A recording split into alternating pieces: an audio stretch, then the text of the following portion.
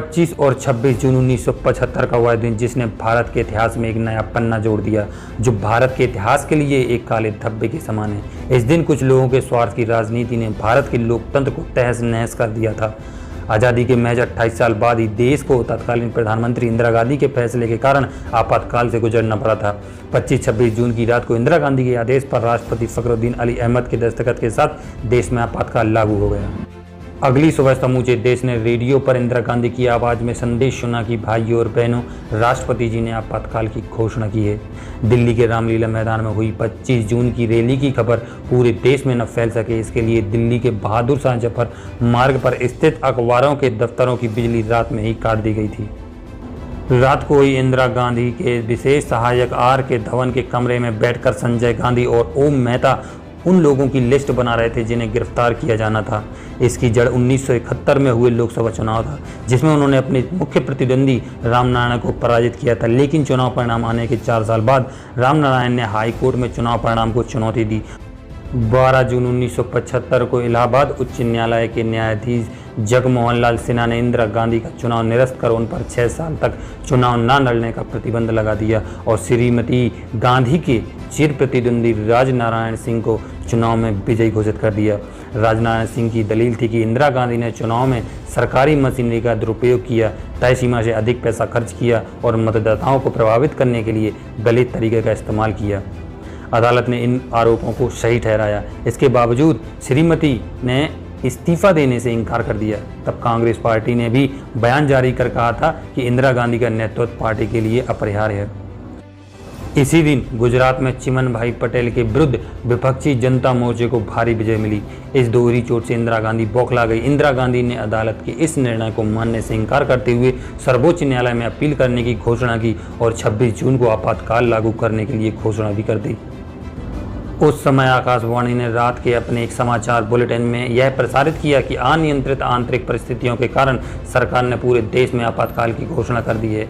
आकाशवाणी पर प्रसारित अपने संदेश में इंदिरा गांधी ने कहा था कि जब से मैंने आम आदमी और देश की महिलाओं के लिए फ़ायदे के कुछ प्रगतिशील कदम उठाए, तभी से मेरे खिलाफ गहरी साजिश रची जा रही है। इस दौरान जनता के सभी मौलिक अधिकारों को स्थगित कर दिया गया था।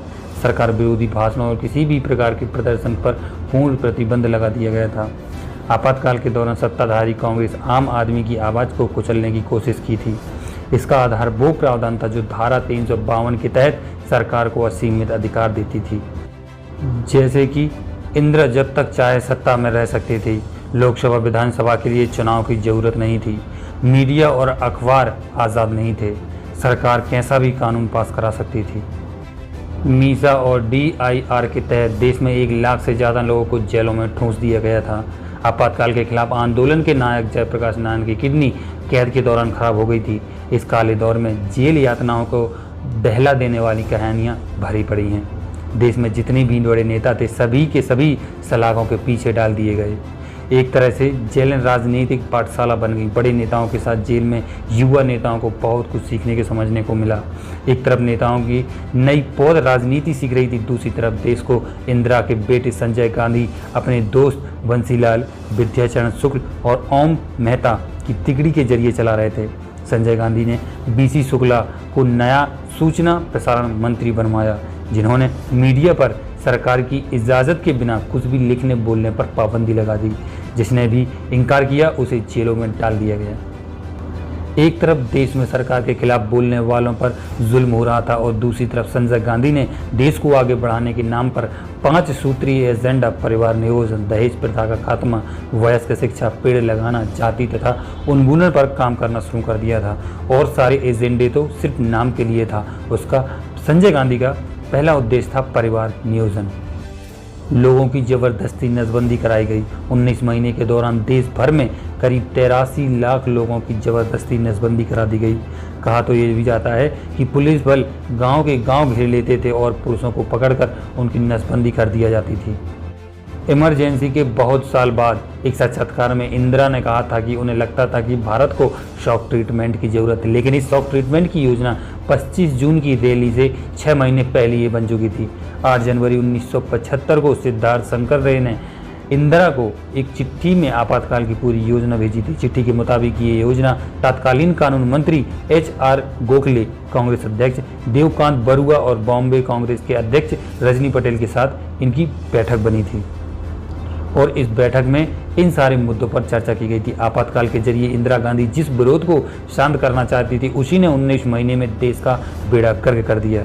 संजय गांधी और उनकी तिगड़ी से लेकर सुरक्षा बल और नौकरशाही सभी निरंकुश हो चुके थे। एक बार इंदिरा गांधी ने कहा था कि आपातकाल लगने पर विरोध में कुत्ते भी नहीं भौंकते थे, लेकिन 19 महीने में उन्हें गलती और लोगों के गुस्से का एहसास हो गया। 18 जनवरी 1977 को उन्होंने अचानक ही मार्च में लोकसभा चुनाव कराने का ऐलान कर दिया। 16 मार्च को हुए चुनाव में इंदिरा और संजय गांधी दोनों ही हार गए। 21 मार्च को आपातकाल खत्म हो गया, लेकिन अपने पीछे लोकतंत्र का सबसे बड़ा सबक छोड़ गया। हम सोच सकते हैं कि लोग अपनी सरकार बचाने के लिए कितना गिर सकते हैं और आम जनता को कितना अपने नीचे झुका सकते हैं। आप लोगों को वीडियो कैसा लगा कमेंट करके ज़रूर बताएं। मिलते हैं बहुत ही जल्द। जय हिंद, जय भारत।